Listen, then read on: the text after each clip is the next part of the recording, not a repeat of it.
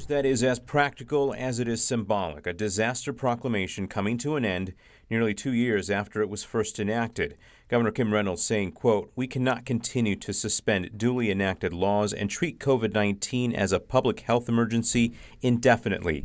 As it stands, the proclamation has just 16 provisions left, focused on providing regulatory relief and allocating resources. Those would go away, meaning rules and funding would go back to normal. The Iowa Department of Public Health, meanwhile, making changes too. The way it's looked for 2 years needs to shift, and it is time to make that shift. The biggest shift, how COVID numbers, the ones you've seen us share, are collected and reported. A piece of this movement is to alleviate some of the reporting burden that exists today. And again, really focus on those data points that give us the best detail at this point in time. The change, Director Garcia says, will help the department focus on other public health issues affecting Iowans. Meanwhile, reaction to the move mixed. Democratic Representative Cindy Axne saying, quote, "I also want us to get back to normal, but the governor cannot, with the stroke of her pen, simply proclaim that normalcy." Major health providers weighing in, saying they continue to be committed to patient safety.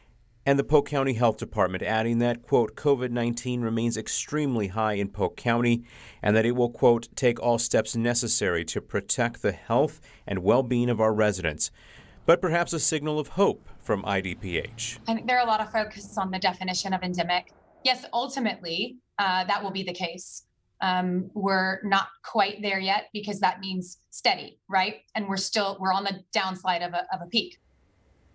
And there are still some unknowns here. For example, how the shift in resources will affect various programs.